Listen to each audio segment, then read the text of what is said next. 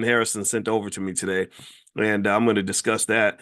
Let me see. I see Elaine and Monica. I see you. Justin, let's see. I think Monica said, come as you are. Thank you. Karen Dorsey, how are you? Gastonia. Clarence, good to see you. Shamida, good to see you as well. Who else is in here? Let me see. Let me see who else is in the chat. Let's see. Marlon out of Chi-Town, Josette, Latoya, Anita Kelly, Sharon Rayford, Kibi, Kabibi. Oh, Kabibi out of Seattle. Good to see you, Kabibi. Let's see. Brian, Rhonda, Jessica, Amani, Dr. Vibe, my brother, Dr. Vibe. A very consistent content creator. He has a great YouTube channel. Dave Joseph, Sadie, Nina. Who else is in here? I see a lot of you are in here. There's hundreds of you in here. 162 so far in the first couple minutes. That's good. Good start. Let's see here. Who else? Let me look at some more names. Abel Loomis. I see you, Abel. I met with Abel not too long ago. We did a one-on-one. Very smart brother. Allegra. Let's see. Amanda, Andre, Angela McKinney, Brandon Winters, Brian Little, Catherine. I see you. I see you. I see you. Okay, so so let's get started today. There is some stuff that I wanted to share with you that is, in my view, going to really kill a lot of Black-owned businesses. Now, this is nothing to be afraid of. In fact, I want to put it into context and help you understand why I'm not surprised by any of this. But I'm going to ask you all a question. How many of you, give me a yes or no in the chat, how many of you have heard in the media about the death of diversity, equity, and inclusion? Has anybody seen that? Where now the Republicans are saying, most of the conservatives are saying DEI must DIE. Anybody seeing that that's going on right now? And again, I just have to be honest and say that, election time, I don't look at Joe Biden as my Lord and Savior. I can't do that. I think that Black people are going to save Black people, but you're welcome to have a perspective on this. And I'm not in any way seeking to shape your opinion about voting and all that stuff. I'm going to just kind of give you some context into what I'm saying and then let you know what the latest developments are. So we know that DEI is being kind of shot down big time, just all over the country. And it's interesting. They're like tying it. It's almost like with this war in the Middle East, they're tying it to anti-Semitism or something somehow, which I don't understand how that works. But anyway, the most recent development, and Dr. Ken Harris sent this over to me today. This article is in the New York Times, but the one I'm reading is from USA Today. It says that a minority-owned business agency discriminated against white people, according to a federal judge. A government agency created 5 decades ago to boost the fortunes of minority-owned businesses discriminated against whites and must now serve all business owners regardless of race, a federal judge in Texas ruled Tuesday.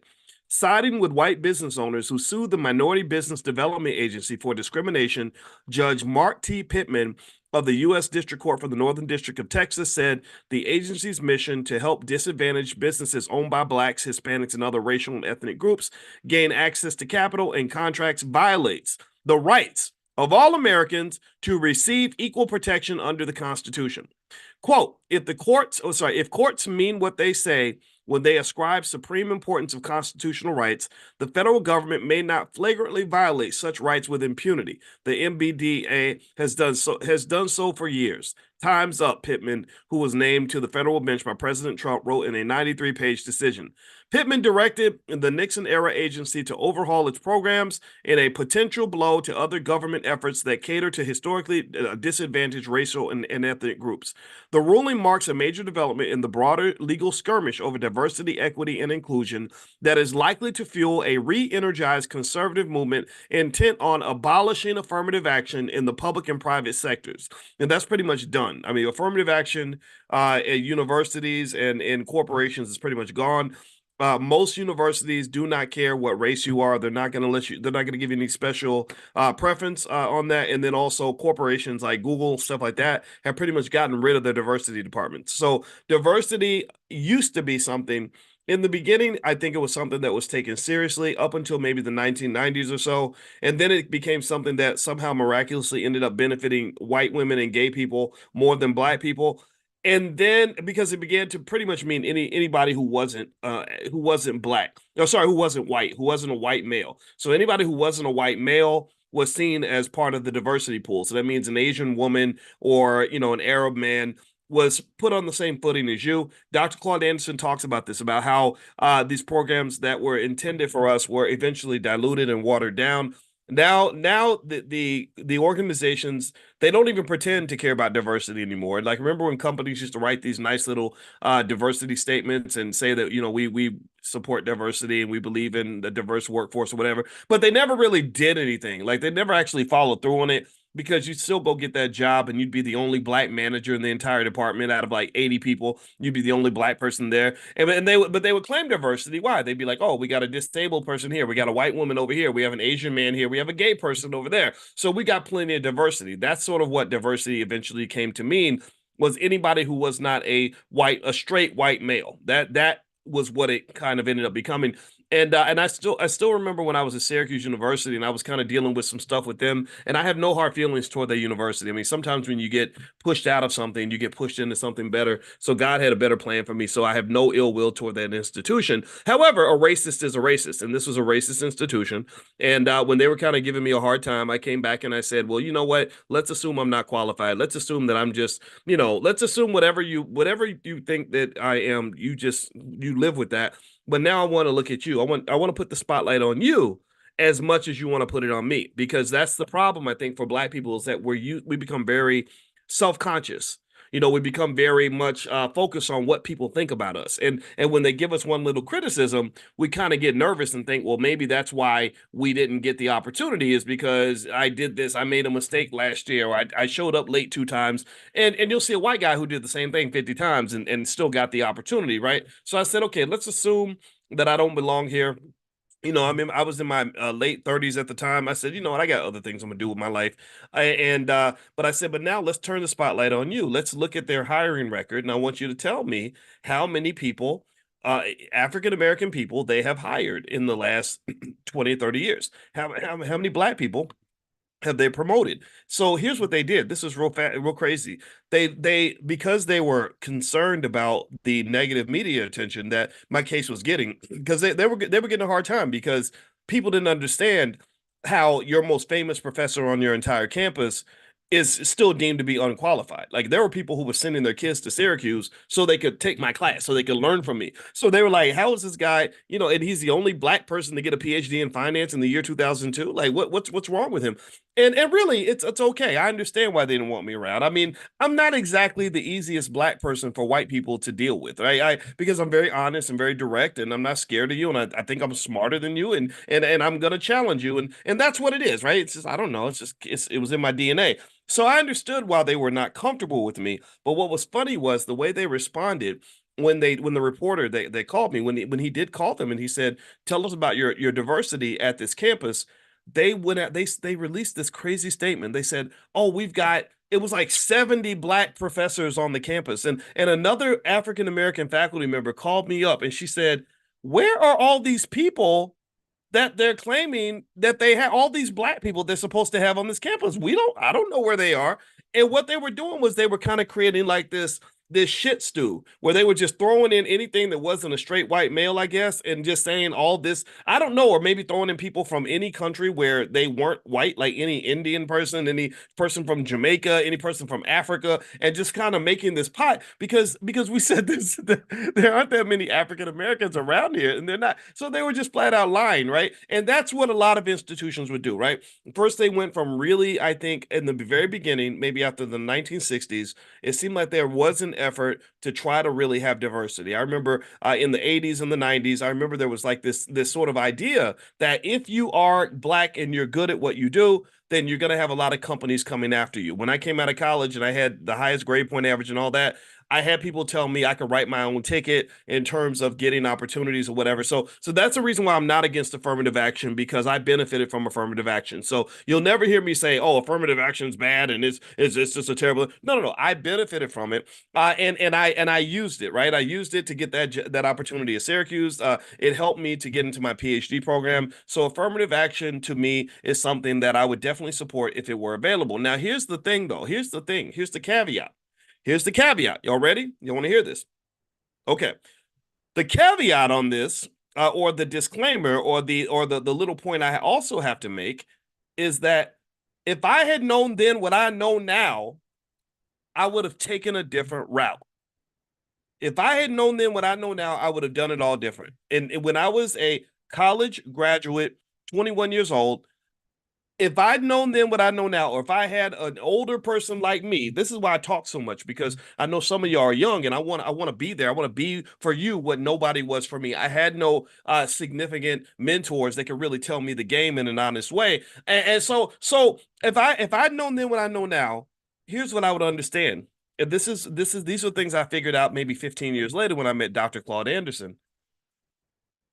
That which massa giveth, massa can take it away.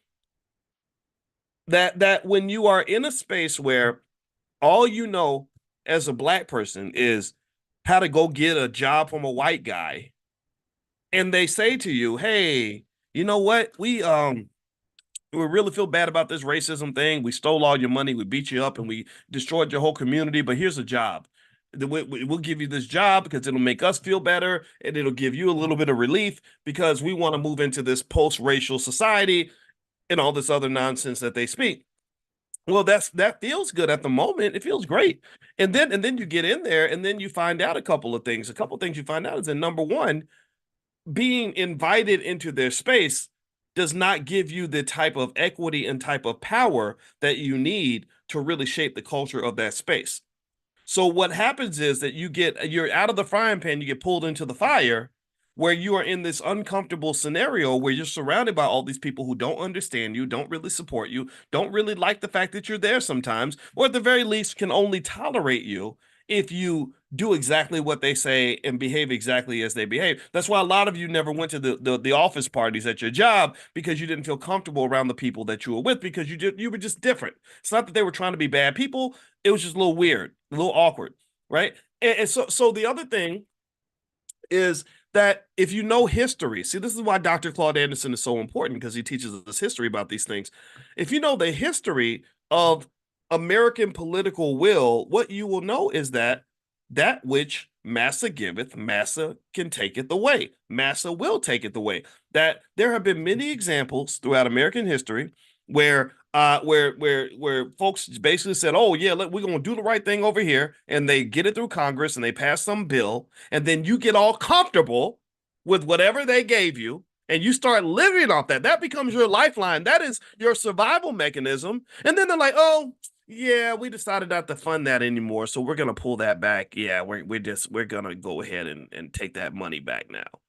Right? Anybody? I talked to you guys about this before. Anybody heard about the fall of Saigon in Vietnam? Anybody know about the fall of Saigon? Do you know about? I learned a lot from watching the fall of Saigon. I watched a whole 12-hour documentary about Vietnam just so I can understand what happened to my poor father when he went over there. And the fall of Saigon, to me, that's what this reminds me of. The fall of Saigon was basically where the U.S. stepped in. They put all this money into this war. They got all these Vietnamese people dependent on U.S. support in terms of money, in terms of weapon, in terms of soldiers, and all this other stuff. And then the U.S. government was like, well, we don't want to do it no more. We're bored now. We're y'all go along. Good luck. Good luck. We're gonna go ahead and abandon ship and kind of let you figure it out. And I'm gonna tell you like this.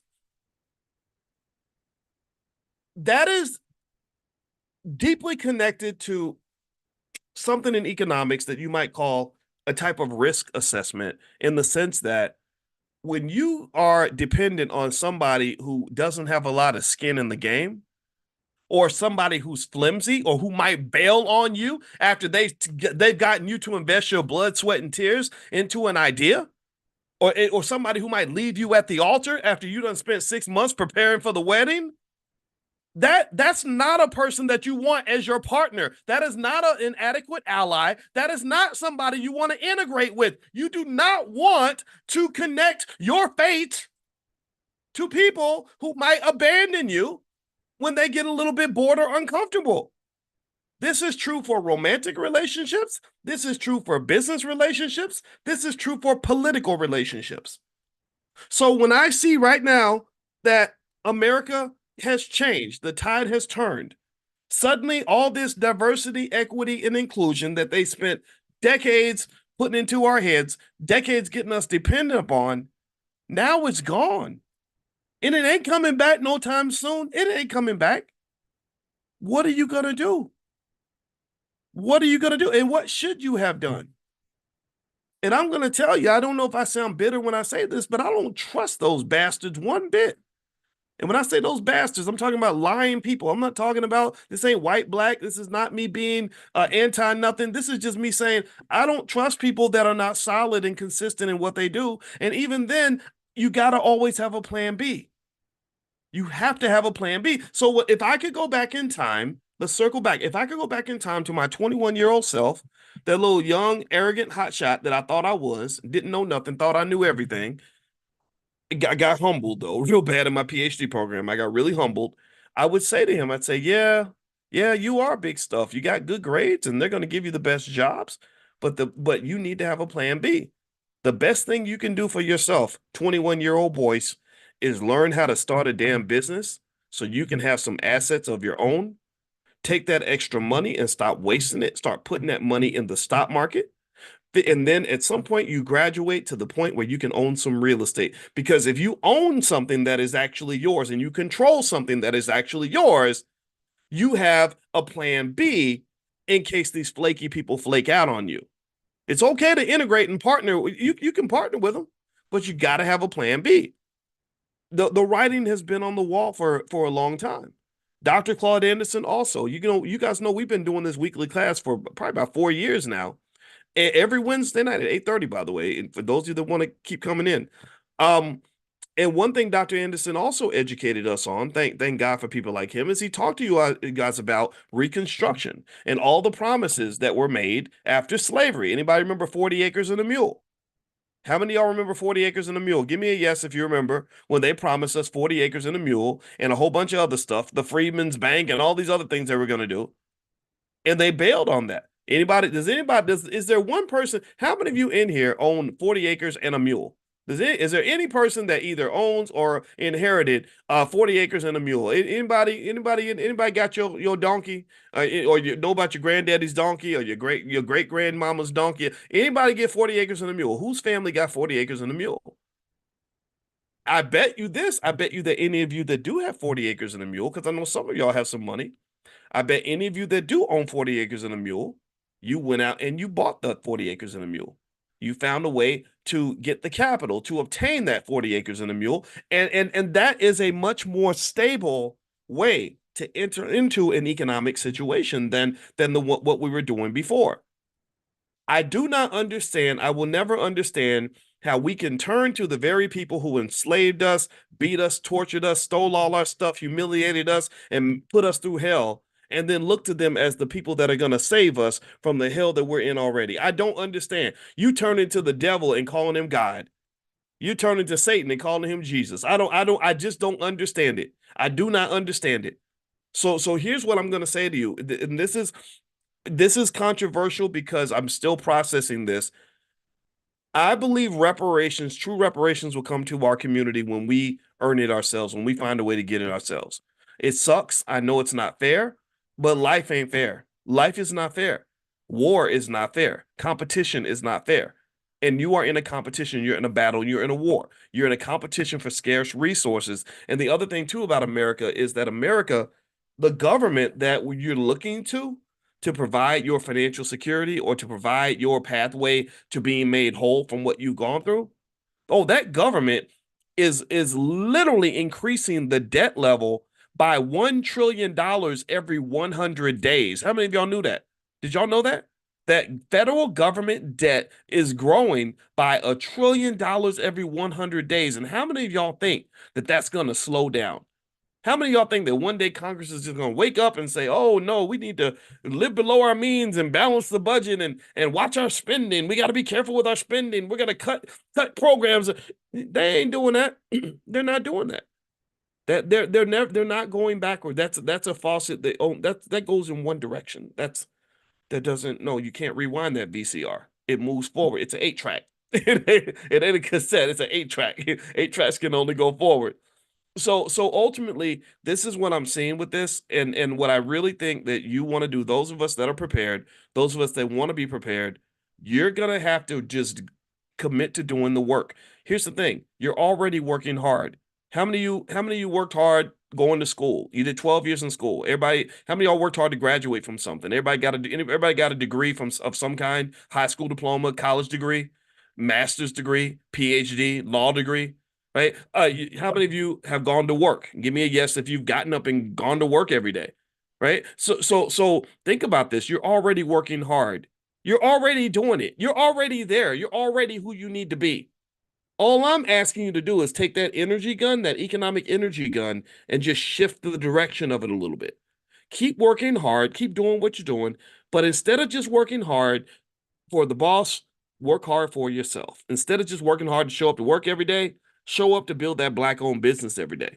Instead of working hard to go shop at the mall, shop for some shares of stock too, right? And in fact, actually, I promised y'all today I would give you some stocks that I like.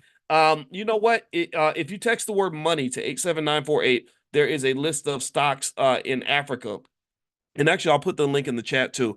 There's a list of funds you can invest in that will give you ownership in companies that are invested in Africa. Africa is expected to be an economic boom in the next 50 to 100 years. And so it's a longer term investment. It probably won't materialize for another 5 to 10 years, but that's good. That's when you buy. You buy when things are cheap. So here is a link to a list of some African funds that I just put together for you guys, just kind of as a good luck and a thank you and everything else. So it's right there in the chat. So feel free to grab that. Okay, so let's start reading from Dr. Anderson's book, and we're reading the Black History Reader, page 86. And this is actually about Africa. Dr. Anderson asked this question. He says, is it possible for resource-rich Africa to become a world superpower? Now, this is good because it explains what happened to Africa and the great opportunities in Africa. So it kind of fits with what I just shared with you in terms of that list of African stocks. And again, if you didn't see that link, just text the word money to 87948 and you'll get that link as well. All right, so it says here that even though time is running out, Black Africa could become a world superpower if they rise above tribalism, religious differences, and the impact of the Berlin Conference in 1884, in which European colonial powers identified and took control of the parts of Africa they wanted to colonize. They wanted and colonize the entire continent. Now, y'all do know about the Berlin Conference, right? Give me a yes if you know about the time in 1884 when all the European nations got together in Berlin and they chopped Africa up like a steak and said, okay, you get this piece, you get this piece, you get this piece, you get this piece. They were pimping Africa. It was a bunch of pimps getting together and chopping Africa up like a prostitute and basically saying, okay, this is what you get, this is what you get, this is what you get. So they pimped Africa, and this is how they got rich. So it says here that Africa is the richest continent on this earth. It is on the verge of economic recolonization. Unfortunately, European powers have been draining the continent of its vital resources for centuries, and now countries around the world are competing with Europeans to capture and export resources out of Africa. For 50 years, Black Americans have been visible in political leadership of African nations, but they are not in control of the nation's economies. European powers engage African politicians in practicing comparative economics instead of competitive economics. And you know what? I gotta check this. Did anybody see there was a video where they said that the biggest export of I saw this video with Benjamin Netanyahu from Israel, and he was talking about how much he loved the African leadership and he loved Africa, right? And I was like, okay, so this must have something to do with money. I'm the money guy, so I'm always following the money. I'm like, okay, what are you getting? Like, what resource are you getting out of Africa? Because I don't think you like Black people that much. And and one of the things that I saw in the video, let me see here, let me is that that Israel's biggest exports. This is what this guy claimed. Yeah, holy crap! So here we go. This is according to OEC World. Guess what the top export is from Israel? Anybody know what the top export is from Israel? Guess. It was in a video, but some of you may have seen the video. Diamonds. Diamonds. Now, I don't think they have a lot of diamond mines in Israel, do they? Somebody correct me, help me know where I'm wrong. I don't, do they get diamond? They don't have, do they have diamond mines in Israel? I don't think so. Let me Google that. Let's Google's your friend. So let's see. Let's see what we got here. Um, do they mine diamonds in Israel? Let's see. Israel's diamond industry is highly specialized, focused mainly on cutting and polishing of diamonds rather than mining. Most of the diamonds are cut and polished in Israel are imported from other countries. Okay, now they do get some from Russia and Canada, but they also mention Botswana. I would be willing to bet that most of the diamonds that are exported by Israel come from Africa. And so, in fact, it says here that Israel is the sixth largest diamond exporter on earth, and they're getting these diamonds out of Africa. So that to me, and again, I'm not an expert on this, so feel free to correct me on this and or send me information that will fix this if I'm wrong. But that's why I believe Netanyahu was talking about how much he loves Africa and wants to work with the African leaders, right? Because they're getting the resources out of Africa. So every country on the planet, for the most part, goes to Africa and gets stuff. And then they don't really do anything for the people. That's why when I went to Nigeria a few years ago, I was really shocked and saddened by the fact that Nigeria has so much oil. I think they have more oil than Saudi Arabia, but they have more poverty than you can ever possibly imagine. It's absolutely insane. And then anybody who's spoken up against on this issue, a lot of times they get killed, and it's typically ordered by some European entity. Like a lot of people believe that Dutch Shell was responsible for the murder of Ken Saro-Wiwa, who was an activist in Nigeria in the 1990s, who spoke up against the poverty and the fact that a few leaders were getting rich off of the people and off of the resources of the country. All right, so let's keep reading here. So the game is rigged. That's the short answer. So it says here that European powers engage African politicians in practicing comparative economics instead of competitive economics. In comparative economics, African countries will bring raw materials to the marketplace and sell them to European corporations to be processed. Using comparative economics, Europeans process. Here we go. This is so Dr. Anderson is talking about exactly what we were just talking about. So Europeans process the raw materials and then transform those products into goods which they sell back to African countries at a price that is quadruple what they paid for in raw materials. This trading practice leaves a balance of trade deficit that African nations cannot close unless they borrow money from the World Bank or the International Monetary Fund. This pushes those countries further into debt. Using competitive economics, African countries would keep their raw materials, manufacture consumer products, and then sell them to European and other nations, retain the profits and wealth, and thereby prosper socioeconomically within the African continent. Now, one thing that's interesting, I want to ask you, what do you think would happen if African nations started trying to produce their own stuff? What do you think would happen? Can anybody answer that? It's a short answer, very easy. What do you think would happen if they said, screw you, we're going to keep our stuff, we're going to make it here? What do you think? Yeah, they would kill them. It'd be war. They'd be doing exactly what they're doing, to the Palestinians right now, right? It'd be just ask Gaddafi and his people, right? So this is what you're dealing with, right? So the military industrial complex is part of what supports the economic dominance of the United States. It's a very sinister cycle here. So it says here, this trading practice leaves a balance of trade. Okay, I mentioned that. Using competitive economics. Okay, here we go. In recent years, African countries have been overrun by countries like China, Japan, and India, which are all in search of raw materials to supply their country's consumer demands. Those countries insert their people into the native African populations to specifically capture material resources and consumers and build influence within African governments. They also exploit the people of Africa, destroy the continent's wildlife, and deplete its natural resources. China is an example. It invests heavily in infrastructure in African countries in exchange for open door access and control of Africa's numerous resources. China wields great influence in South Africa. The newly appointed South African National Constitution contains an affirmative action provision that grants preferential treatment for Chinese residents in South Africa, but does not allow preferential treatment for the nation's approximately 45 million African blacks. How many of y'all knew that? African blacks make up 79% of the nation's population, but own and control less than 1% of the nation's wealth, income, and management positions. Why would black political figureheads, pay attention now, why would black political figureheads knowingly approve a national constitution that denies preferential treatment to the impoverished majority black population? Nearly all of the major businesses and industries throughout Africa are owned and controlled by non-blacks. Blacks in Africa are like blacks in America in many respects. They are consumers and not producers. While non-blacks are migrating into Africa to build businesses that produce wealth and power for their countries, African blacks are distracted by internal fights based upon tribal or religious identification. Every month, thousands of African blacks perish due to a lack of food, water, medicine, or war-related conflicts.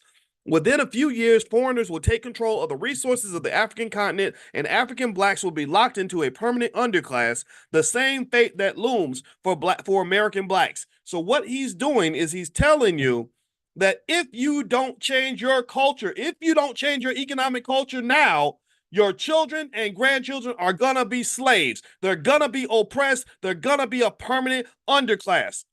I'm screaming this and I'm repeating this because I need you to hear what I'm saying. I have not even started talking about the infinite import of illegal immigrants from south of the border that will take the low-income jobs, and I have not talked about artificial intelligence that's going to take the high-income jobs. So those jobs are not going to save you. The diversity is gone. The AI is in. The immigrants are here, and white folks going to keep on being white. So what you're going to have to do is you're going to have to start playing hardball with the people that want to control and enslave you. And if you're scared to play hardball, then I feel sorry for you because you clearly do not love your children. You clearly do not love your grandkids because you're not doing a damn thing to protect them. If I can change my behavior to protect my family, I would do that. My father quit heroin so that he could be my father, and he wasn't even my biological dad. That's why I'm so loyal to this man, because if he had chose the drugs over me, I would not be the man that I am now, because that is what my biological father did. He was a weak man. He chose the dope instead of his son, and I never got to know this man. So what I'm saying to you is that you have a drug you're addicted to, and that drug is called white supremacy. You're addicted to this drug of economic mediocrity. You're addicted to this drug that tells you to go to the back of the bus and to sort of sell yourself into this false dream, this nonsense about integration and everything that we've been fed for 50 years that is not working. Give me a yes if you understand that this is not working. Let me know if you agree that we're not better off. We're not better off economically than we would have been. We're not better off educationally. We're not better off in terms of health. We're not better off in terms of family. We're not better off in terms of community. So where's the win? Where's the win? There is no win. You're not winning. You're not winning. This is not working. The strategy must change. The policy has to shift. I don't know if we're waiting for a government official to give us a policy. No, I'm more qualified to give you a policy than any of those buffoons up in Washington. I have more education than any of that they do when it comes to economics, and I can tell you that our economic policy needs to be one where we focus on producing young people that can start the businesses, that want to own the real estate, that want to go buy the stock, that want to control the assets and control the black resources in our community, that control where we spend our money. We must spend our money on entities and businesses that are going to give that money back. You cannot keep giving away your resources, especially when you don't have enough. Thank you. Somebody wrote POISE. POISE is what we teach the children in the Black Business School. We educate everybody in the family, not just the adults. POISE stands for what we want our kids to be: producer, owner, investor, saver, entrepreneur. The people who control an economic system, regardless of race, are the people who are the producers, the owners, the investors, the savers, and the entrepreneurs. The producer, owner, investor, saver, entrepreneur. Keeping your poise. That's what we say to the kids, because I want them to have something easy to memorize that will help them understand how they need to play this game. So if I went back in time and I talked to 21-year-old Boyce, I would say, yeah, I know that they love you and they want to bring you into these companies, and I know that you're hot stuff, and diversity says that they're looking for the smart black kid to hire, but don't you dare just do that. You need to have a plan B. And your plan B needs to consist of keeping your poise. Even when they're tempting you, you got to keep your poise. You need to produce something instead of just being a consumer. You need to own something. You can't just rent for the rest of your life. You have to invest, because that's how you prepare for the future. You have to save your money so your money can save you. And you must be an entrepreneur. You have to know that culture. You have to understand how to see wealth, how to create entities. This is something that if you spend time on this, you'll get good at it. Anything that we put our energy into, we become the best at it. Am I telling the truth or what? Is that true? Do you agree with that? That anything that we put our mind to Anything that we put our mind on and we focus on and we think about every day, that will manifest in your life. That's why every morning we do the money manifestation. We do the financial consciousness, which is basically using your mind to manifest the reality that you want. And my fundamental belief is that if you're obsessed with something and you're thinking about it all the time, then eventually that thing will manifest. It's going to appear in your life. So that is what we need to manifest. It's really simple, actually. It's quite simple. There's nothing. There's no rocket science here. A person who is trained economically in America and understands how the game is played and is playing the game in a certain way will have more money than most white people. That there's nothing magical about white people to say that you can't compete with them in this economy. I see lots of you doing it already. Let's keep going.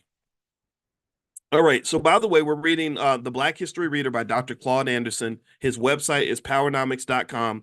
I hope that you will support Dr. Anderson and his family by not just buying his books at powernomics.com, but I hope that you will find it in your heart to buy multiple copies for members of your family, give them away to kids in the neighborhood. My wife and I do that. All of our kids' friends get a copy of Powernomics and they get a copy of my book, The 10 Commandments of Black Economic Power. Even if they don't read it, I want them to know what we're all about. And so this is what we have to do. I think we have to be evangelists of Black wealth. We have to go out into the world and let people know what we're all about. Like we're in the middle of the Black economic revolution. That's what's happening right now. It's already moving. It's already going. At first, it was sputtering back in 07, 08. When I would go on radio stations and talk about wealth, they would say, oh, Doc, Black people don't want to know about economics. But I did it anyway. I said, no, I think everybody likes money. So I just kept talking about it and talking about it and talking about it. And then a few years later, I started seeing the tide change. And now you've got just so many people out here that are talking about the economic side of things. But now's the point where we don't just have to convince ourselves that it matters. We have to form habits that are consistent with what we believe. And then on top of that, we have to learn how to do it well. That means you've got to sit down and get that training, whatever it is, whatever that training looks like for you. It might mean watching financial news every day. It might mean having those family wealth meetings with your loved ones once a week. Whatever you got to do, you can do it. It's out there for you. Okay. So let me read here more of what Dr. Anderson has to say. So he says, nearly all the major businesses and industries throughout Africa are owned and controlled by non-blacks. Blacks in Africa are like blacks in America in many respects. I read that earlier. Colonization of Africa allowed Europeans to control the enormous wealth from Africa's resources. Later, as the Black Civil Rights Movement was underway in the U.S., white colonial powers in Africa reluctantly, pay attention, this is where they did the rope-a-dope on you. They reluctantly began to surrender their open control of governments and political leadership to African blacks, just as they had done in other nations as they exited. However, white colonial powers established puppet leaders in high levels of government. So they said, okay, black people are waking up. They don't like when the white guys are in charge. So what we're going to do is we're going to find a black guy who works for the white guy. We're going to get puppet, and this is a reality that you have to understand about the battle that you're in. People don't typically give power away easily. They don't give, there's nothing in human nature that makes a person want to give power away. They just don't. Power is typically taken. And this isn't just what they did in Africa. They did it in Iran. Go look up the whole story behind the Shah of Iran and what happened in 1976, I believe, when they went up in the embassy and were killing all the Americans and all that. It's because they had put a puppet leader in place, and that puppet leader was doing everything he could to maintain control of the Iranian people. And eventually they rebelled against him, right? So really, to some extent in America, you have the same thing. You've got these black people that are put in positions to maintain some sort of structure and order, to sort of almost corral black people, right? Every election, they pull you together like sheep and say, okay, we're all going to go over here and do X, Y, Z. And then they go in the back and they negotiate a deal with the overseer. And they say, I can deliver so many black people to you because I'm a pastor at such and such a church, and we're going to do souls to the polls on Sunday, and I'm going to get everybody up there. And now what's my reward? What am I going to get? How am I going to get paid? And again, you can think what you want about the politics, but at the end of the day, I would say that when it comes to voting, my simple position is that you should vote for the interests that work for you and your family. I don't think you should let any of these political bosses in the black community control or tell you what to do. And if they push back against you, like if you say, this is what I want to do, and they give you a hard time about it, my response would be very basic. Like, who the hell are you to tell me what to do? You don't have a damn right to tell me. I'm going to do what I want to do. I am a man. I'm a woman. I'm an adult. I'm going to do what's best for me and mine. You do what's best for you and yours. You don't own me. You don't control me. And this is what offends me so much is when they get to the politics, they start talking about black people like they own us. Well, if you don't vote for me, then you ain't black. Yeah, but you done kiss my whole entire ass with that nonsense, telling me I ain't black. I'm gonna be black no matter what I do. I could join the Klan and I would still be black. So you need to be quiet with that stuff. And so that whole like talk where people feel like they should own and control you and tell you what to do, or they get offended because you want to do what's best for you. That's BS. That's bullying. It's unfair, and it's incredibly destructive. So again, you can do what you want to do. Again, I'm not even going to be the guy. I'm not the guy that's going to tell you what to do. I'm telling you to do what's best for you. And if that's offensive to you, I don't know what to say to you. So let's keep going. Let me read here. Let's keep going. So let's see here. He says, like blacks in the nation in the United States, strength would come with greater African black unity. Modern Africa will become a superpower if the individual political states could demonstrate a mutual transcontinental self-interest and organize to act like a single social and economic bloc that closed its borders to non-black international exploiters. A number of efforts are currently underway to do just that and to reverse the effects of the 1885 Berlin Conference. The continent of Africa can no longer afford to be divided while their continent is plundered by foreign political interests. For nearly 130 years, the nations of Africa have been divided, and within each African country, there are hundreds of tribes and languages. In Nigeria, for example, or for instance, there are over 200 tribes and 256 different spoken languages. Once the various African nations achieve some degree of unity along social and economic lines, they will then be able to connect with people of African descent around the world, and they would have to be recognized as an international superpower. When Africa is acknowledged as a superpower, respect and power for blacks in America will increase. The fate of blacks in Africa and the United States are linked in a way that has the potential to guide and uplift blacks throughout the diaspora. You know, one thing that's interesting about Africa as a continent is I think about the fact that China should have really been a continent, not a country. And what happened in China, from what I understand, I'm not an expert on Chinese history, but my wife and I went to China in 2019 and we were walking through Shanghai. And as we were doing our long run walk, we were listening to this book on Chinese history. And one of the things that I noticed as far as like a trend and a pattern is that the thing that kept China unified is that they had these really strong leaders. I'm not going to say these were good men, but they were great men in the sense that they had a certain type of power and unapologeticness when it came to unifying China. They would force everyone to speak the same language, which was massive when you talk about what would have happened to China if everybody was speaking a different language and everybody had a different culture, and tribalism has sort of taken over. Now, again, it was hard. It was very brutal, though. A lot of people got killed, a lot of battles got fought. But one of the benefits of that unity is that China is the one of the great economic superpowers and political superpowers of the planet. The Chinese, they just move in lockstep. And this is cultural. This is why my book, The 10 Commandments of Black Economic Power, is so much about culture, because the culture is what shapes your economics. It's what shapes your power. It's not just, going to school and learning certain things. If you learn something and you know it's the right thing to do, but it's not part of your culture, then you're not going to do it. Like I can learn all day what food to eat, but if my culture says I'm supposed to eat chitlins and hot dogs, then that's what I'm going to eat. So ultimately, Chinese culture is built for strength because they focus very hard at an early stage in the lives of children to teach them the power of unity. And this is something that I talk about in the book in terms of saying to you that when you're teaching your kids about unity and conflict resolution, choosing the right relationships, this is not just a soft skill that benefits them sometimes. This is a survival skill that allows them to be able to be strong in a world that is highly competitive. Think about this. If you talk about a kid that goes to school and gets bullied every day, is he more likely to get bullied if he's by himself or if he's with another group of people that have his back? Do you think that will make a difference? Do you think the kid that's more likely to get bullied will be the one that has 7 or 8 friends that he's formed good relationships with, or maybe 7 or 8 siblings that all go to the same school? Anybody ever try to pick a fight with a kid that had like 7 or 8 siblings where their mama just had a whole bunch of kids?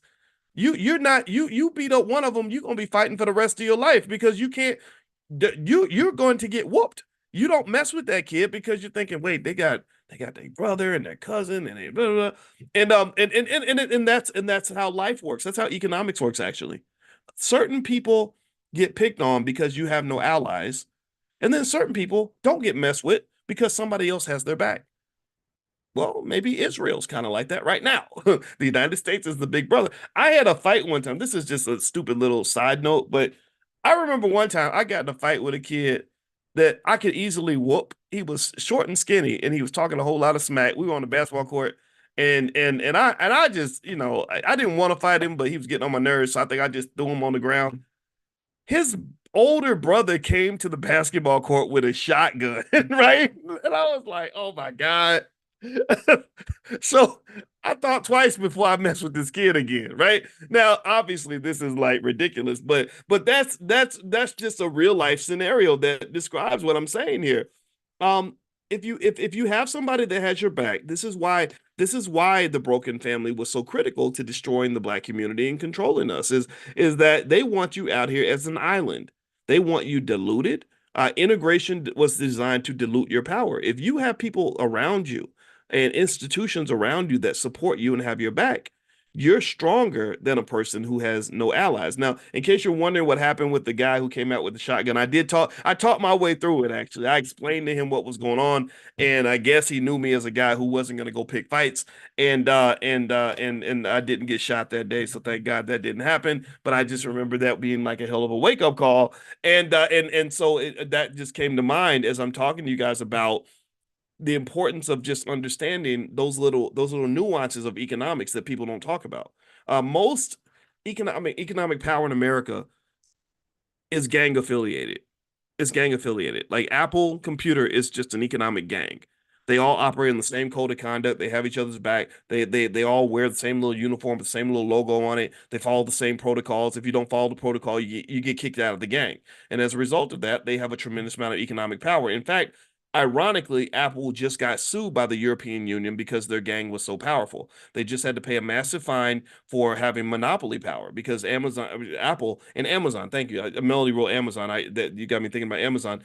That's another powerful economic gang, and literally, if you think about those entities, right? You think about what Steve Jobs did to build Apple. You think about what Jeff Bezos did to build Amazon. We've got millions of our kids that have that same ability. We got millions of kids that are just as smart as Steve Jobs, just as smart as Jeff Bezos. And one of the things that those two had in common was they had the ability to form a team. Do you understand? They understood little soft skills that you don't learn in school, like delegation, how to go out and really get other people to help you get this thing done. Steve Jobs couldn't program a computer, but he had a friend who could. So he went to his friend, gave him some money, he said, "Here, program this computer for me, and I'll go sell it." Jeff Bezos, he can do everything that was required to run Amazon.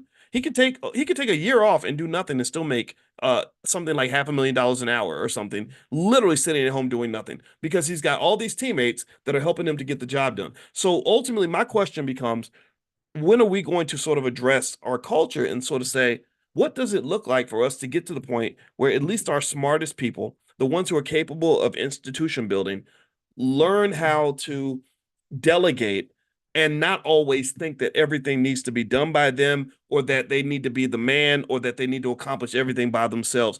I see so many solopreneurs in our community that is ridiculous. I see so many attention seekers in our community that is ridiculous. I don't see a ton of people that are really, really genuinely interested in the act of team building. I had a conversation with a young lady not too long ago about a partnership that she got invited to participate in. And I said, well, why don't you do it? That sounds like a pretty good opportunity. She said, well, you always told me to be the boss. So I think I want to be the boss. And I said, yeah, but being the boss, being the leader also means being a follower sometimes. There are so many situations that I go into where I'm not the boss. I'm not the leader. What matters is that I own something that is mine so that if I'm not being treated properly in a certain space, I have the opportunity to leave. Because there's a very big difference between working for somebody because you have to versus working for somebody because you want to.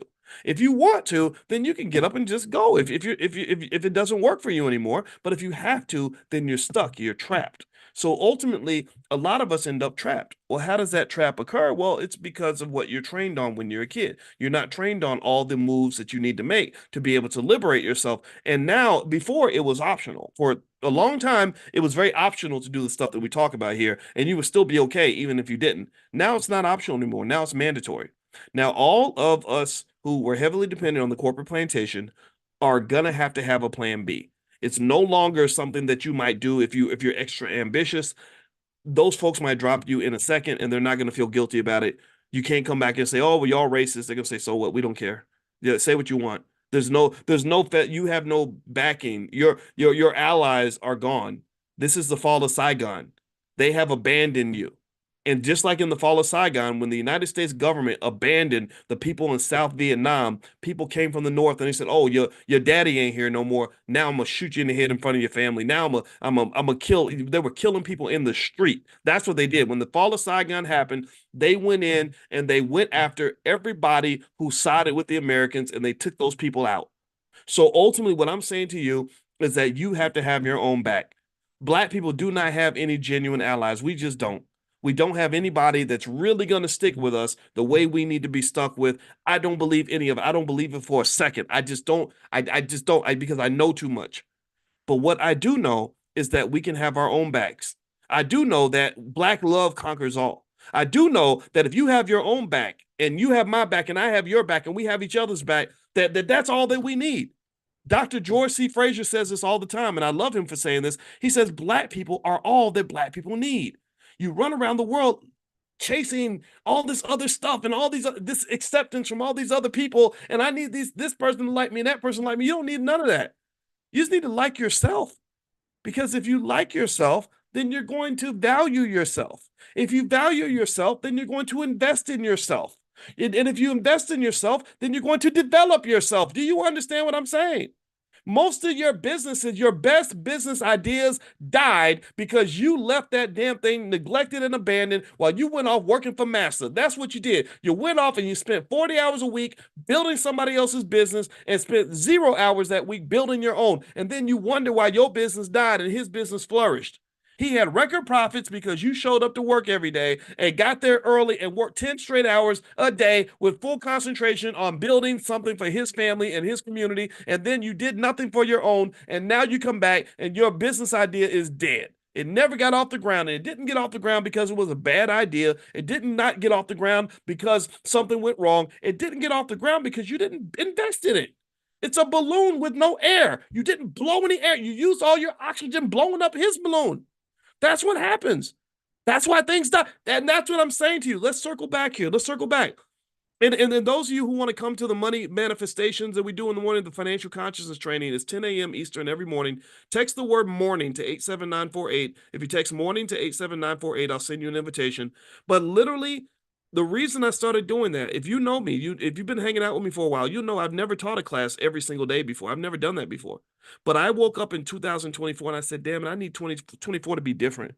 And, the same way I'm trying to get you to climb mountains, I'm trying to climb mountains myself. And I said, I need to take it to another level. I got more in me, and this is my chance. One day I'm gonna be like the men behind me. I'm gonna be gone like Garvey and gone like Malcolm, and Dr. Claude Anderson is now close to 90. And one day I'm gonna be, and when I get to that stage, I do not want to look back and feel like I left anything on the court. So I said, let's do this every damn day. Let's become obsessed with it. Let's become maniacal about building and learning and just being the best on earth when it comes to building wealth and investing in economics and all that stuff. So I said, let's do this every single morning, because that which you think about and that which you put time into, that is the thing that will become reality. That's the thing that's going to exist. That will manifest itself. So the number, I see someone wrote the number. It's 87948. So text morning to 87948. I will invite you. You can attend all the live sessions for free. In order to raise money for the Black Business School, if you want the recordings and all that, there is a fee with that. It's not that much.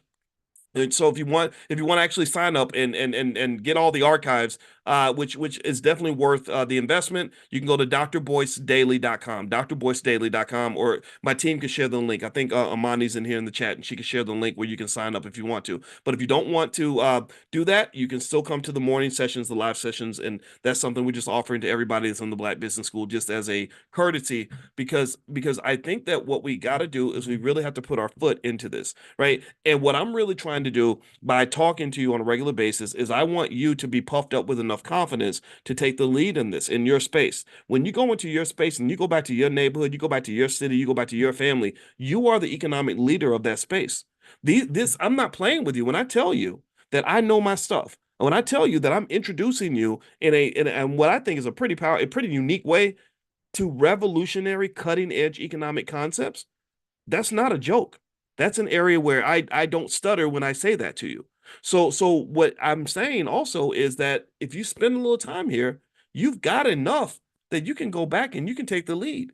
You can go back and change that culture. It's all about energy. See, this is all about energy and things like manifestation and all that. And so one thing I can tell you is that anytime I've ever gotten good at something, it's because I thought about it a lot, I talked about it a lot, and I put energy into it. If I did all those things, I had a far higher likelihood of succeeding than if I sort of did it in my spare time. So a lot of you have that little business that you're trying to build in your spare time, and you wonder why it's not going anywhere. Well, maybe it's not going anywhere because you're not feeding that entity, or you're not feeding that idea, you're not feeding that dream. Dreams that do not get fed eventually die. Don't let your dreams die. If you're 40 years old, you're not going to be 40 forever. If you're 50 years old, one day you're going to be 60. If you're 70 years old, one day you'll be gone. If you're 20 years old, one day you'll be old. So don't waste time. Get started right away. You can do this.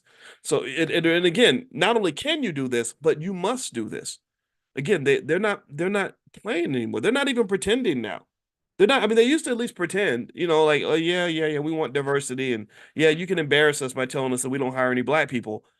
But now they're like, whatever. No, we're a colorblind society. We don't believe in race anymore. So the new racism is to say that there is no racism. The new racism is to say that you're colorblind, right? It's like, oh yeah, I'm gonna take all your money because you're black. But then when you say that you should get money back because you're black, I'm gonna say, no, no, no, we don't see race over here. Race doesn't exist. Well, they're sitting on all your money, which they took because you were black. They had that money because you were black, and they weren't. They're sitting on those assets. They're sitting on that land. They know the stories are documented of all the property that was stolen from families. If a wealthy black man or black woman had a bunch of land, it was nothing for them to falsely accuse them of a crime, get them locked up, wait till they couldn't pay their taxes because you can't pay taxes in jail, and then take that property from them or run them out of town and take their land. This happened thousands and thousands of times. This can easily be traced. This can easily be found out. They just don't want to talk about it. And I think that that's absolutely crazy that somebody, it's like somebody coming and punching you in the face, and then when you want to retaliate, they say, no, no, no, no, no, let's declare peace.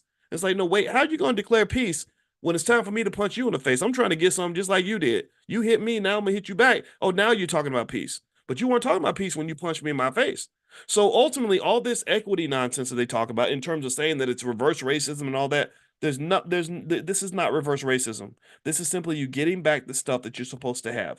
White people should not have 99% of the assets in this society. They're not supposed to own all that. Your ancestors worked hard just like their ancestors did. It's just their ancestors took wealth from your ancestors. So, to some extent, you're going to have to take some of that wealth back. Hopefully, it wouldn't have to resort to violence, but at the very least, it might resort to me saying, you want my vote? I don't give my vote away for free. So, because you didn't leave me any assets, but you did leave me a vote. I'll give you my vote when you give me something that's worth my vote. If you don't give me something, I give you nothing. I don't do that anymore. We don't give stuff away in exchange for nothing. That's not logical. Would you give me something for free if I gave you nothing? Would you do that? And the answer is obviously no. So if you wouldn't do that for me, why would I do that for you? Unless somehow I think white people are magical and better than us, and in which case that's what we do. Did anybody see that movie? There's a movie that's out. I don't know what to think about it. My wife and I saw the trailer for it. It's called like the Society of Magical Negroes. Has anybody seen that? It's got David Allen Greer in it. It's literally called something like the Secret Society of Magical Negroes. What is that about? I don't get it. Like when we saw the trailer, we felt like it was this idea that black people are just these magical people that like save white people. I don't know though. I gotta go. Maybe I'll go see it because I like David Allen Greer, and maybe they're trying to do something that's like secretly like brilliant. But from what I saw in the trailer, it almost seemed like the Society of Magical Negroes pretty much did what black people do, like save white people and protect them. And then one of the black boys who got into the Society of Magical Negroes, they got mad at him because he fell in love with a white woman. And it was almost like they're backward because they think that he should be with a black woman, and he's like liberating himself by dating a white girl, which it just seemed. I know my wife and I looked at that and we were just kind of like, what is this? Right. So anyway, I don't know. check it out on, when it's on a streaming service or something. I don't know if I'm gonna pay money and go to a movie theater to watch it. All right, so let me go ahead and we're gonna read a little bit more. We're gonna go to question 27 on page 88 in the Black History Reader. Now one more thing to mention. I forgot to mention that this week, I don't know if you guys know, we actually have a Forex Academy, a B1 Forex Academy that we just started in the Black Business School. We're partnering with a great guy named Michael Edwards and his company. And what I'm going to do is share this link with you. The event is called, it's on Friday night. It's 8 p.m. It's totally free. And it's called Flux to Fortune, the Forex Blueprint to Unlocking Trading Success. So if you have an interest in learning Forex, Michael's damn good. He works with another guy named Courtney that we worked with before, and I like him a lot. And so I'm gonna share this link with you if you want to join. If you have an interest in Forex, day trading, and everything else, then Michael's your guy. And so feel free to participate in that. So there we go. So there's the link right there. That event for Friday is totally free. And I'm going to bring him actually to class in the morning so that you can actually just talk to him directly. All right. So question 27, why don't whites have to march and fight for citizenship and civil rights? So we're the ones always marching. We're marching and praying and holding rallies and stuff. So why don't white people have to do that? So he says here, in the mid-60s, with an active black civil rights movement dominating the news, the nation seemed to be on the road to the realization of Reverend Martin Luther King Jr.'s dream that someday black children will be judged not by the color of their skin, but by the content of their character. 50 years later, our nation's streets continue to host race riots, Million Man marches, and Black Lives Matter demonstrations for justice and rights. In Race Matters, why is it that whites do not have to march or fight for their rights in the streets just like black Americans routinely do? As simply as it can be stated, so this is interesting, right? Like when we want something, it's like, let's hold a rally, let's hold a march. But I don't really see white people having to do that. I don't see Jewish people really having like these big massive rallies and stuff. Right? So this is interesting. Let's see what Dr. Anderson says.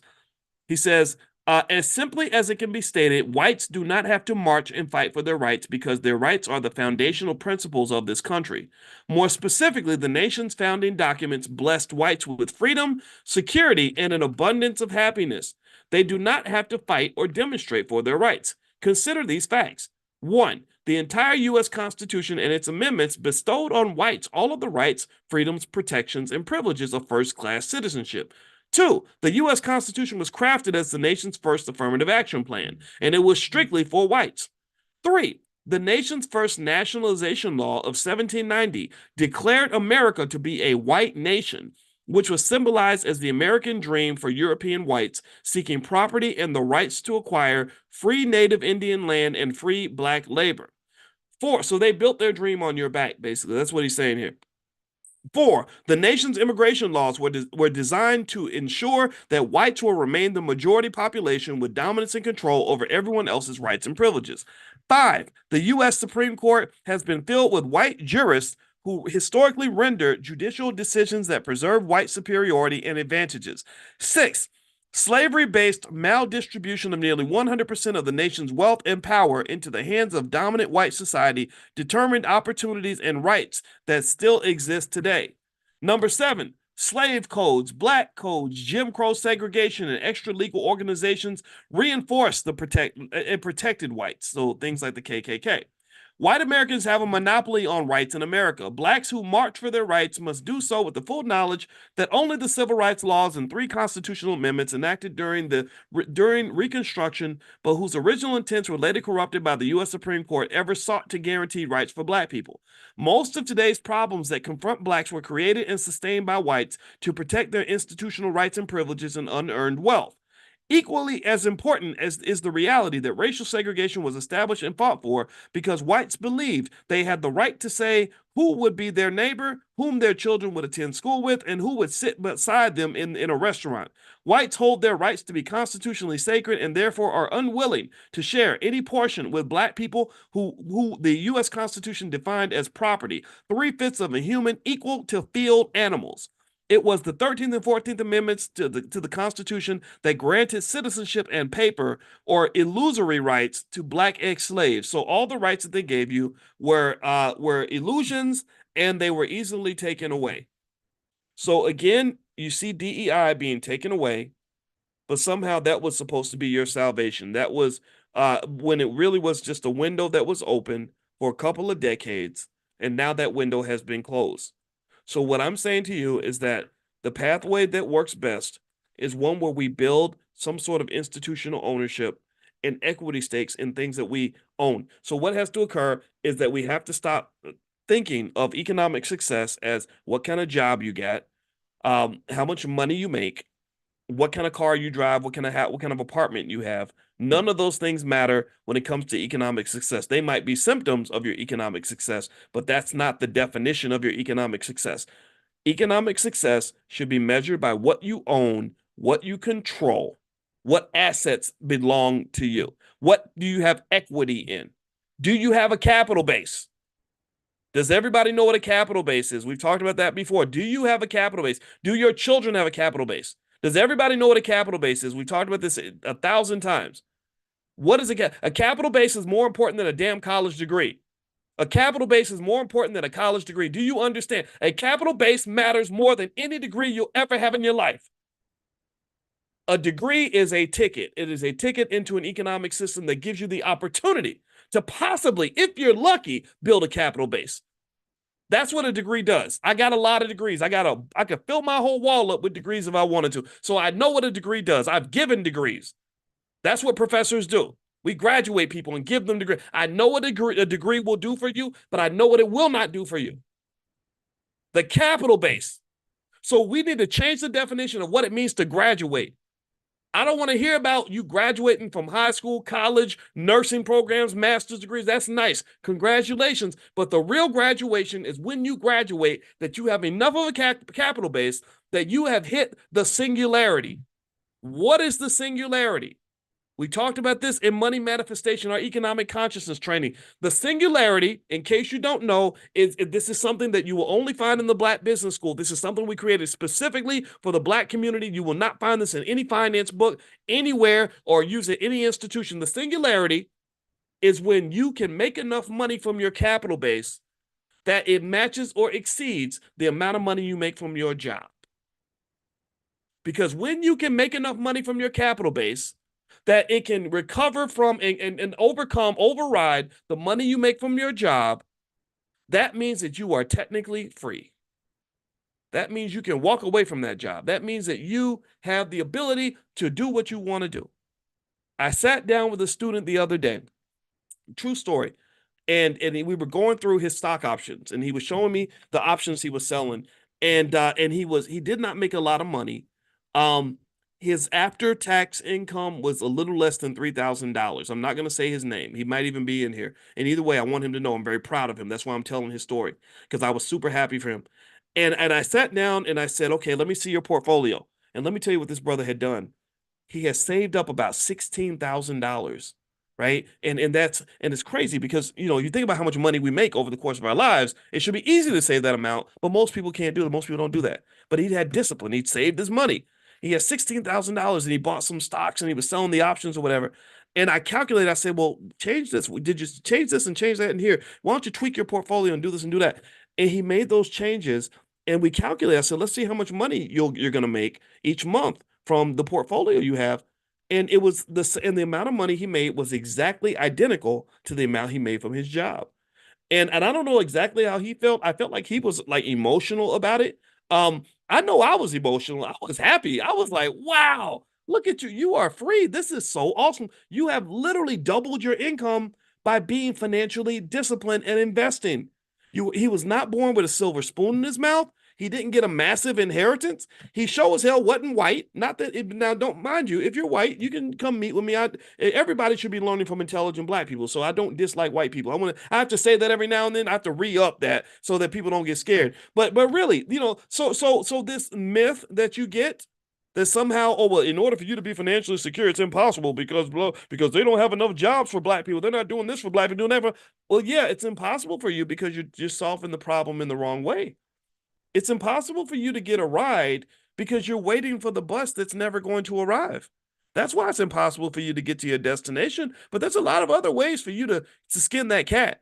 Like, think about this. Imagine a person who is in a city where they got bicycles, taxi cabs, they could walk, they got a map, people can tell them which way to go, but yet they're sitting on the bus stop politely waiting for the bus to arrive. And you say, well, did you think about getting on a bike and pedaling a few miles up the road? Well, no, I'm waiting for the bus. Well, what about getting yourself a car? You can get a car and you can get to work. No, no, no, I'm waiting on the bus.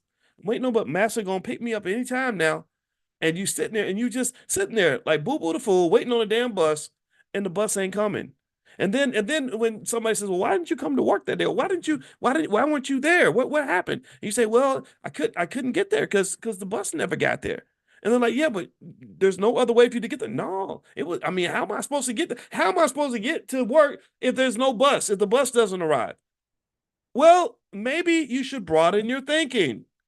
Maybe you shouldn't just be waiting for that one means of transportation to get you down the road. So when you're talking about getting down the road and you're talking about your economic vehicle, your financial vehicle, your investment vehicles, there's a lot of vehicles you can take to get to the destination. The destination is freedom.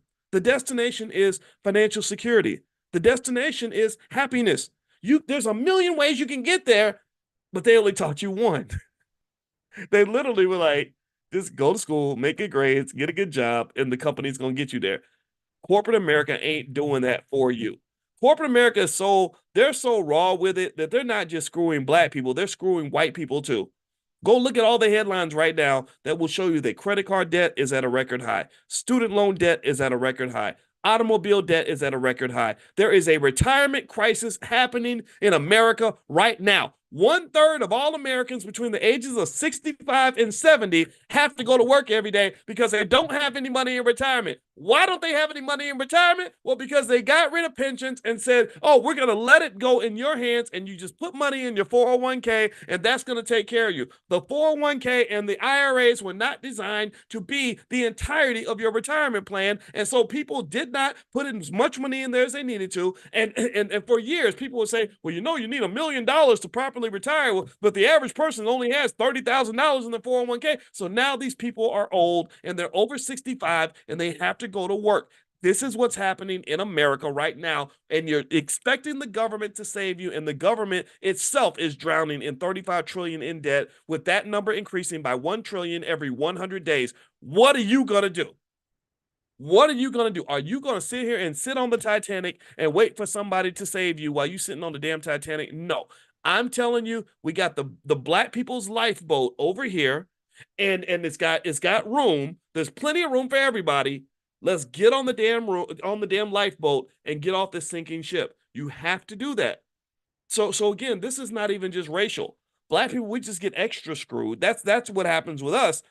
But they're screwing the white people too. They're mad also. So let me finish reading. My wife cooked a good dinner tonight. Every time she cooks, it smells so good, and so I'm getting hungry. It's making me hungry right now.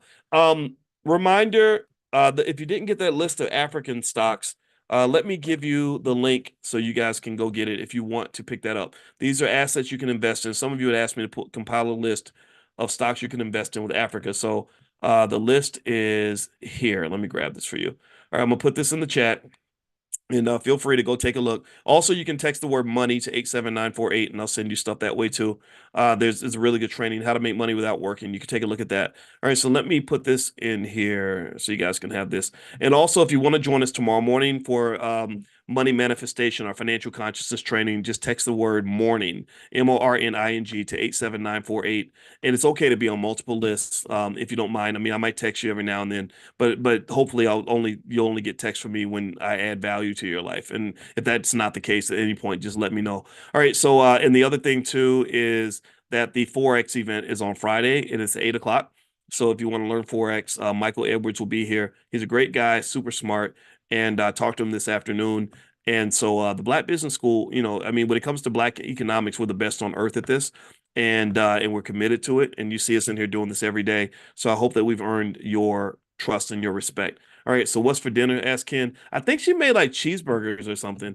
I gotta check. But my wife is like a health nut, so whatever, if it's like a cheeseburger, it's probably like made out of turkey or something. Like, but yeah, my wife she's kind of maniacal with it. She's one of those like get up and go to the gym at 5:30 in the morning type people. And it works though. It works because she's 50 and she's actually her dress size is smaller than it was in college. So shout out to smart Black women who or in the gym every day. She pulls it off. I don't know how she does it, but I told y'all that this is what's a funny thing about if I was to have like an honest reflection on my experience loving the black woman is the black woman's had a tough experience in America and it's made her different. You know, she's not it's not like dating a white woman or an Asian woman because she's gone through some stuff. She's had to kind of overcome a lot. And what I found with my wife is that, you know, she is a great teammate. You know, like she's somebody like in a way I just I don't know if this is going to offend anybody. I hope it doesn't, but it's like it's kind of like when I got married I always said I don't want to marry a AKA. I want to marry a Delta. I want to marry you know, like I don't want to marry somebody who's like trying to look cute and dainty. No disrespect to the AKAs. I know it's a stereotype, but I based on the women I knew in college, I remember thinking that it's hard out here, right? It's challenging. You're trying to figure stuff out, and you need somebody that's going to really stick with you. So even when I got money, I remember thinking, I don't want to be with a woman who's with me because I have money. Because what if one day I don't have money? I mean, I live on the edge. You know, people get mad at me. White folks don't like me that much. So what if I didn't have any money anymore? I need somebody who's willing to go to battle with me, not somebody who's going to just say, "Oh, he ain't got no money no more." So I'm not interested in this guy. So I in my head, again, based on what I saw in college. So if you're an AKA, don't get offended. My sister's an AKA, but it's kind of like I remember just thinking like I like the fact that my wife is a great teammate because she reads 22 books a year. She's on the treadmill every day. She's gets me up at 5 in the morning to go to the gym. When we do projects together, she's an executor. She'll get it done. And so anybody who's sort of trying to figure it all out, just keep that in mind. You know, having a partner that's a great teammate, if you can make it work and do the work through therapy and all that, so you can get along with each other, it can actually help accelerate the things that you're trying to get done. Okay. So anyway, shout out to all the hustlers out here and the hardworking people. I respect you for that. And I think black women, I think that you're owed a debt of gratitude because during slavery, going all the way back to slavery, black women were there for us and nobody else was. So even if I had to marry my wife, I wasn't going to marry anybody who wasn't black. I just wasn't going to do that. All right. So anyway, let me keep reading here. So it says here on page 90 of the Black History Reader by Dr. Claude Anderson, he says, with whites viewing the Constitution as the Holy Grail, blacks cannot rely on the Constitution as interpreted by Supreme Court jurists who are the guardians of the status quo in race matters. Based upon the Supreme Court's historical rulings in black versus white race matters, author Ian Millhiser, in his book Injustices, appropriately described the Supreme Court as consistently, quote, comforting the comfortable and afflicting the afflicted. Blacks' best hope for justice and rights is to have well-focused street demonstrations to reclaim the original intent of the 1866 Civil Rights Laws and the 13th and 14th Amendments that Congress passed to specifically reverse the 1857 U.S. Supreme Court's Dred Scott decision. Chief Taney's Supreme Court decision declared that blacks had no rights that a white man was bound to respect. The 10-year Civil War Reconstruction period that began in the mid-1860s when radical Republican members of Congress enacted civil rights laws and constitutional amendments to convey rights strictly to and for blacks. Reconstruction ended in the mid-1870s, so they had Reconstruction, which was a great time of progress for black people. It ended in the 1870s when the U.S. Supreme Court exercised assumed judicial powers to restore total white dominance and strip blacks of those rights granted to them by radical Republican congressmen during Reconstruction. The Supreme Court ended Reconstruction by ruling that civil laws enacted for blacks in the years between 1867 and 1875 were unconstitutional. So again, they gave you something and they took it away. Just like with DEI, they gave you something and they took it away. Like the fall of Saigon, they gave them something and they took it away. This is a consistent pattern, and this is why it's very important that you do not get to the point where you're dependent upon allies to kind of get you where you need to get to. So that thing when I was talking to you earlier, I don't know if I finished that conversation about the singularity.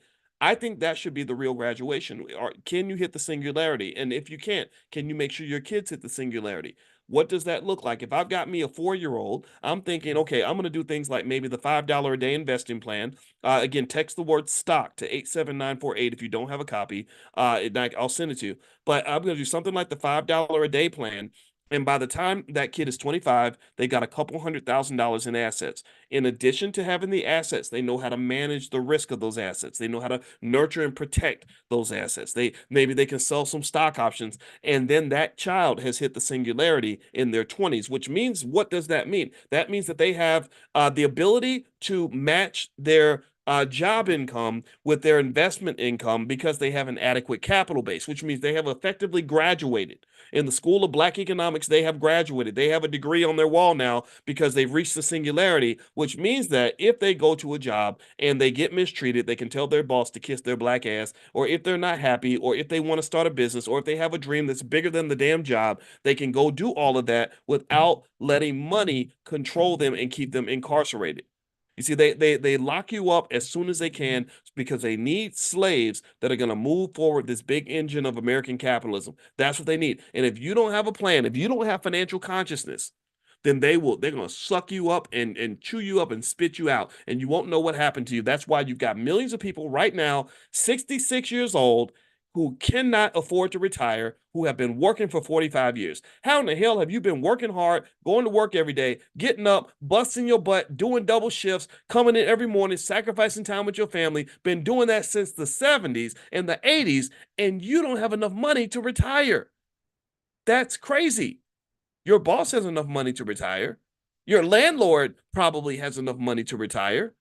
The executives at the companies that were selling you all the consumer items you bought for 45 years, they got enough money to retire. Well, what's the difference? It's not educational achievement, because a lot of these people, they can't retire. They got plenty of degrees. So what's the difference, people? It's the capital base. They have a capital base. They have stocks. They have bonds. They have real estate. They have ownership in businesses that work for them. Their money is working for them. They're not working for money anymore. Financial literacy gives you the economic vision you need to form a capital base. But once you get the economic vision, you must then develop the habits and discipline that will allow you to implement that vision. A vision that is not implemented has no value. This is why we do money manifestation every single morning, where we're talking about the vision and talking about the implementation. By doing this every single day, every single morning, obsessing over this repeatedly, we are forming new habits, which are going to lead to actions, which are going to lead to results. This is a long-term plan. In 2013, when I wrote that book, It Takes a Village to Raise the Bar, A New Paradigm for Black America, is a short little book. It was a manifesto in 2013 that included what I call Project 2070. I said it's going to take about 50 or 60 years for us to really get where we want to get to. But if you have a plan, then you can do amazing things. I just saw something today that was really interesting. It was almost like a conspiracy theory video, but I'm going to try to break down what I remember from the video. It was very interesting. So this guy said that he talked about BlackRock. Now, give me a yes if you've heard of BlackRock. How many of you have heard about BlackRock? BlackRock, they control $9 trillion in assets. They have more wealth than most countries. It's a massive, massive organization. And he said, well, who owns BlackRock? And he found out that I think that Merrill Lynch owns a big percentage of BlackRock. And he said, but who owns Merrill Lynch? Well, Merrill Lynch is owned by the people who created Bank of America. Well, where did Bank of America come from? Well, Bank of America was started by an Italian man who had a powernomics plan where he bought some bank, or he started some bank that was called like Bank di Americo or something. And he realized that Americans weren't going to go and deposit all their money in a bank run by an Italian guy, so he just called it Bank of America. That's a summary of the story that misses a lot of details, but that's the big picture. And so here's what I'm pointing. Here's what I'm pointing to. This guy's plan from probably 80 years ago has manifested itself in this $9 trillion monstrosity called BlackRock. BlackRock is so freaking powerful that they bought 1/3 of all the single family houses in Atlanta last year. Did y'all know that? BlackRock bought 1/3 of all the houses in Atlanta. So when you hear your friends complaining, man, houses cost too much, the rent's going up. Oh, it's BlackRock. BlackRock is like the elephant that got in the bathtub and the water splashing over the side because the elephant is taking up so much space. That's what they did to the Atlanta real estate market, and that's just what they did in Atlanta. They're doing this all over the globe, and there's nothing stopping them. So what I'm trying to say to you is that you're going to have to really have some intelligence to be able to navigate this economic system that is around you. It's really to some extent a little bit like the Wild Wild West, and having knowledge and information and awareness is going to be essential because there is a growing massive underclass of people. Some of them are senior citizens now. A lot of senior citizens can't retire, but there's lots of young people. I think I saw another statistic that said about 55% of all of the young people in their 20s are living with their parents. So they can't buy houses because of the Black Rocks, right? They can't move out of the house. So this is hitting everybody everywhere at the same time. So you're gonna have to be creative to navigate this economy. And I encourage you to get the awareness that you need, get the knowledge that you need, and then make the decisions that work best for you. Don't let people tell you what to do or feed you into their systems. Okay. And don't let your kids do that. So again, the singularity. Get your kids to the singularity where they make as much money from their capital base as they do from their job. That child will be free for life. They're going to thank you forever. And that will make you a great parent because you didn't just love the child emotionally, you also showed economic love. You love that child financially because a lot of what we go through emotionally is linked to our finances. Tell me if I'm wrong. Tell me if you agree with that. That a lot of the stress and the strain that we feel, a lot of the broken families, a lot of the penitentiary chances young boys end up taking, a lot of bad decisions young people have to make, come down to the fact that nobody in their family loved them enough to give them a capital base so they wouldn't have to make horrible decisions just to pay the bills. So it's time to stop playing strugglenomics. It's time to stop playing survivalnomics, and it's time to start playing powernomics. That's what we must do. Let me read this last paragraph, and then we'll finish up. So Reconstruction ended in the mid 1870s when the U.S. Supreme Court exercised assumed judicial power to restore total white dominance and strip blacks of those rights granted to them by the radical Republican Congress during Reconstruction. The Supreme Court ended Reconstruction by ruling the civil laws enacted for blacks in the years between 1867 and 1875 were unconstitutional. Since the 1866 civil rights laws have morphed into the Constitution's 14th Amendment, which could not be ruled as unconstitutional, the Supreme Court chose to corrupt the 1866 civil rights laws by ruling that they were for everybody and not specifically for black people. So all the rules that they put in place for you, they said, oh, no, this is for everybody. If blacks failed to challenge the Supreme Court's racist rulings and recapture original rights intended for them in the second U.S. Constitution, 13th, 14th, and 15th Amendments, and a series of civil rights laws, then blacks have no legitimate constitutional rights in this nation. So that's where we are. You don't have a lot of rights. You don't have a lot of allies, but you do have each other, and you do have yourself. And so, that's really it. I'm completely optimistic that by us focusing and having our own backs and being black first, that there's nothing we can't do. I see it too often. I know exactly what's going to occur when we are committed to ourselves. When we're as committed to ourselves and to each other as we are to everybody else, you're going to start seeing significant results in your family and in your life and in the lives of other people around you. So don't let this get you down. I think this is just a reality check. And sometimes you're better off when you find out that the people that you thought loved you really didn't love you as much as you thought they did. And now you can focus on loving yourself. All right. So thank you all for hanging out with me. It was real. I had a great time. Again, if you want to join us for money manifestation in the morning, the financial consciousness training, we do that every single morning, 7 days a week at 10 a.m. Eastern. Just text the word morning to 87948. Text morning to 87948. Also, I put the link in there if you want to join us for the Forex event on Friday. That link is right there in the chat. So feel free to take a look at that. And also, if you want some more stuff from us in the Black Business School, like that training, how to make money without working, just text the word money to 87948. So that's the text number. And there's all kinds of stuff out there for you. So God bless you. Thank you all for hanging out with me. I'll see you next week for Powernomics training. And I hope you have a good night. I'll see you guys later. Take care.